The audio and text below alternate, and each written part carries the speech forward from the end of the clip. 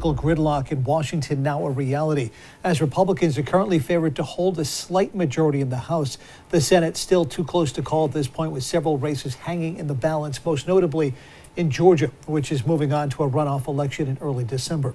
But even if Democrats maintain control of the Senate, a Republican-controlled House would put the brakes on the Biden agenda. Good evening, and thank you for joining us tonight. I'm John DeLuca. And I'm Tiffany Murphy. Congressional gridlock in D.C. could trace back to southern New England with a big impact on our wallets. ABC 6 reporter Daniel Coates spoke with an economic expert to figure out the scope of what this could mean for your finances. Daniel? Well, Tiffany, I did speak with an economic professor tonight who told me New Englanders should be concerned about their wallets over the next term, warning that congressional gridlock will have major consequences if politics are prioritized over the public. While the press and the pundits are predicting a giant red wave, it didn't happen. With most ballots counted, midterm elections hint at congressional gridlock between Republicans and Democrats. But how will that affect your wallet? Congress and president are unlikely to agree to large tax cuts or large tax increases.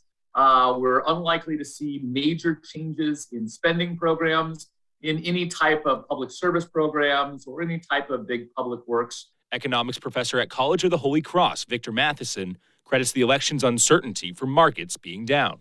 Looking at your investments on a daily basis is a good way to give yourself heartburn without actually being able to do anything about it. Seeing markets swing wildly in the day or two after is nothing unusual, things we see all the time.